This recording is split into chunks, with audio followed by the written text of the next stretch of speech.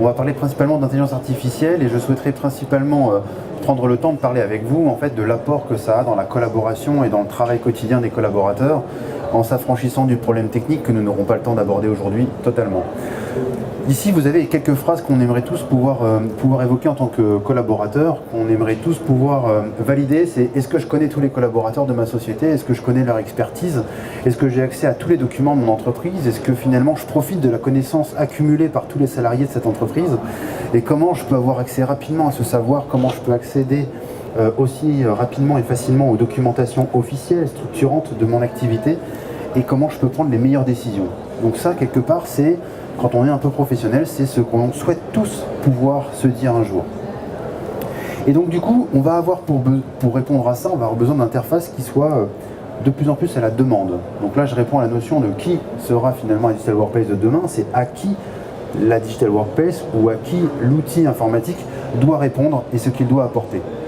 Il doit permettre, cette interface, elle doit, pour répondre à chaque individu, à chaque besoin, elle doit permettre de personnaliser l'affichage du contenu. Elle doit s'appliquer, en fait, à répondre à une expérience utilisateur bien spécifique. Elle doit permettre également d'accéder à des contenus qui sont consommables, c'est-à-dire consommables sous la bonne forme, avec les bons critères en termes de chronologie, en termes de secteur, de sujet, etc. Et donc là, on va faire appel à des API, par exemple. On doit être capable d'être dans la visualisation. La visualisation avancée, c'est-à-dire de rendre compte d'un contenu sous sa bonne forme, le rendre consommable, digeste le plus facilement possible. On parle beaucoup de tableau de bord, de dashboarding, etc. Dans cet esprit-là. On doit avoir une information qui est prescrite. C'est-à-dire qu'on doit avoir une information qui est soumise par le système pour nous faciliter la vie. Vous allez engager une action, vous allez lancer un projet par exemple, et bien savoir que vous allez avoir accès de manière prescriptive à tous les documents qui vont vous aider à démarrer ce projet. C'est-à-dire que le système informatique, la Digital Workplace, a identifié dans quel moment de vie vous étiez et va vous envoyer les contenus qui vous sont utiles et importants à ce moment-là. Donc on est dans la prescription de contenu et pour prescrire ce contenu, il faut y avoir évidemment accès. On est dans la communication robotisée, c'est-à-dire que, je prends l'exemple du chatbot, effectivement, sujet qu'on a abordé hier et encore ce matin, il faut qu'effectivement toute la communication qui est faite par un collaborateur vers les siens soit robotisée dans le sens où il faut qu'elle soit hyper contextualisée et qu'elle soit enrichie. Vous communiquez avec le chef de projet de votre futur projet, il y a des documents, il y a des règles à suivre, il y a des jalons, il y a des éléments qui vont structurer votre discussion tout au long de celle-ci.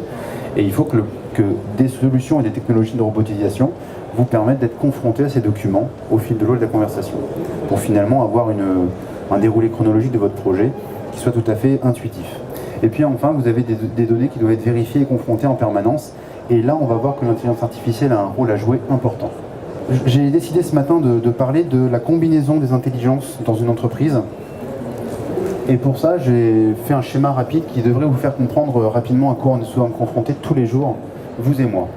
On a un problème, une problématique, un projet à réaliser, on va faire appel à l'intelligence humaine. Monsieur Durand, on est dans mon bureau, j'ai un projet à vous confier, je vous fais confiance, les enjeux sont ceux-là, je vous le confie. Et puis,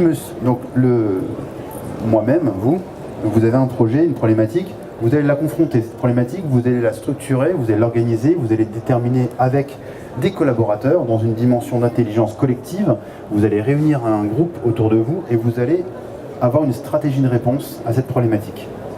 Donc vous faites appel à une deuxième intelligence qui est celle du groupe humain. Et puis enfin, vous avez la possibilité, si vous souhaitez aller plus loin, de faire appel à l'intelligence artificielle.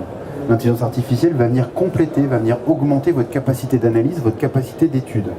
Et de manière itérative, votre intelligence, celle de l'individu dans son rôle et sa fonction, celle du groupe humain qui est réuni autour et celle de l'intelligence artificielle vont permettre de produire quelque chose de plus vertueux, qui va du coup faire progresser le résultat, progresser le KPI ou l'indicateur que vous allez vouloir suivre et qui va vous faire réaliser avec réussite un projet. Donc la problématique initiale qui vous a été posée, vous allez la confronter à deux autres intelligences qui sont l'intelligence collective et l'intelligence artificielle pour réussir votre challenge. Et une des applications en fait relativement pragmatiques de l'intelligence artificielle dans l'entreprise aujourd'hui, c'est la notion de chatbot. Donc le chatbot, plus tôt dans la matinée, des gens en ont parlé, mais c'est cette capacité à robotiser la communication, à robotiser en fait la communication et les conversations, ce que j'évoquais à l'instant.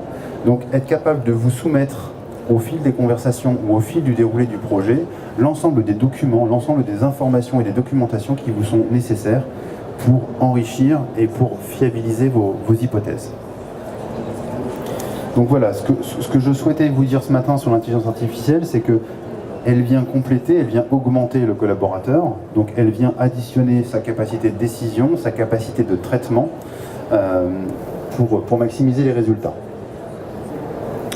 Si je reprends quelques chiffres clés sur l'intelligence artificielle et sur sa perception par les collaborateurs et par les entreprises, nous avons aujourd'hui, dans des études qui ont été menées en 2016, des chiffres qui remontent comme quoi 53% des sociétés de plus de 250 salariés en fait considèrent que l'intelligence artificielle va être un sujet prioritaire de réflexion ou de mise en œuvre.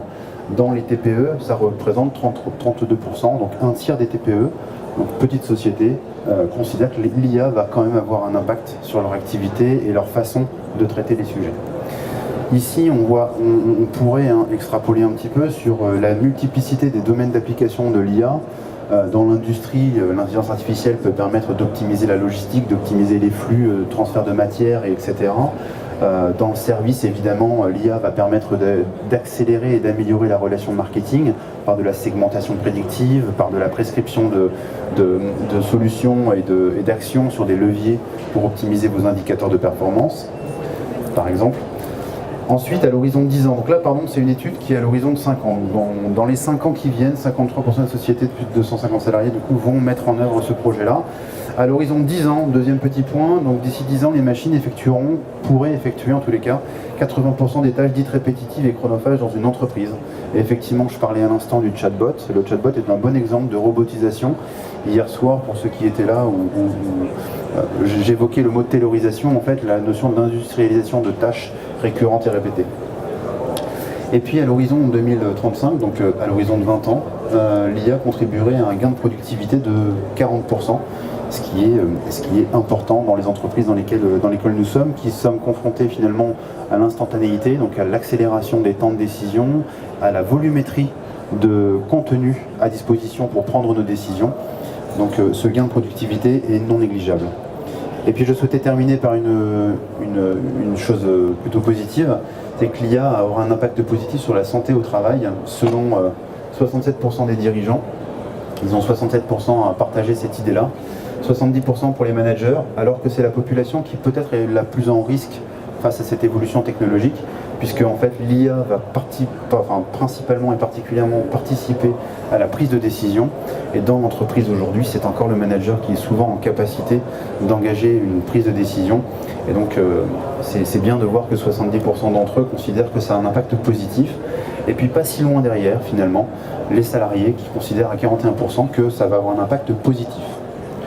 Donc c'est très très bien, puisqu'effectivement dans la réflexion que l'on doit mener, et je vais terminer là, il va falloir qu'on accompagne au changement en fait, les entreprises et les salariés pour leur expliquer de manière très didactique, et c'est très important d'y arriver, de manière optimiste, de dire que l'intelligence artificielle n'est pas une menace, l'intelligence artificielle est un complément, est un ajout, une compétence nouvelle, une capacité nouvelle de traiter plus de données, d'exploiter et d'exposer surtout des nouvelles hypothèses de travail.